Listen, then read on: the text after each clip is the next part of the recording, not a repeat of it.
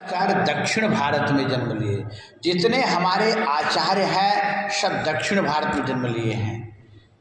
कल हमने बता रहे भक्ति का जन्म भी दक्षिण भारत में हुआ है। कल आपने सुना था उत्पन्ना द्रविड़ी साहम वृद्धिम कर्नाटके गता क्वचित क्वचिन महाराष्ट्रे गुर्जरे जीर्णताम गता, भागवत में आया है, आपने सुना था कल।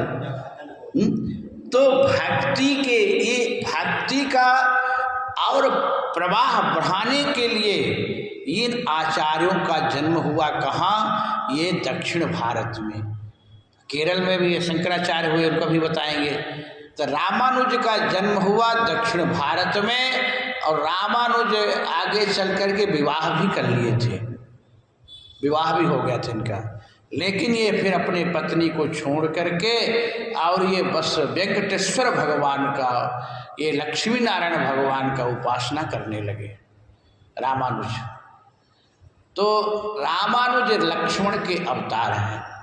देखो, राम के अनुज लक्ष्मण हुए, त्रेता में आए, द्वापर में यही बड़े भैया बने दाऊ दादा, और कृष्ण छोटो भैया, और इसमें फिर ये आगे आ गए, कम बेसी त्रेता में छोटे बने, द्वापर में बड़े बने, कलयुग में फिर आगे आगे इनका जन्म हुआ रामानुज का।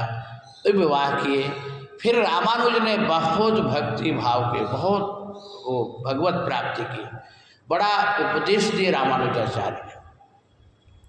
रामानुजाचार्य की एक बात हमको याद आ रही है कि रामानुजाचार्य के जब गुरु ने रामानुजाचार्य को दीक्षा दिए, ये भी गुरु बनाए थे, और ये कहे थे कि ये जो मंत्र मैं दे रहा हूँ, इस मंत्र को जोर जोर से चिल्लाना नहीं। गुरुदेव जो मंत्र देते हैं कान में, गुरु मंत्र, तो वो गुप्त रूप में देते हैं। इसलिए देखो, जहाँ मंत्र देते हैं तो वहाँ घड़ी घंट बजाते हैं, कीर्तन करते हैं, लोग बैठे रहते हैं, कान में कपड़ा उड़ा के देते हैं। ऐसे ही प्रथा है, हमारे गुरु जी भी इसे दिए, हम भी देते हैं इसे दीक्षा, किसी को देते हैं।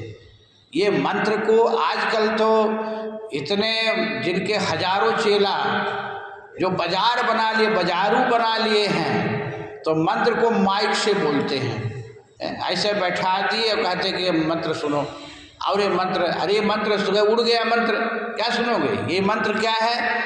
ये इत्र की शीशी की ढक्कन खोल दो तो इत्र की सुगंध उड़ जाती है।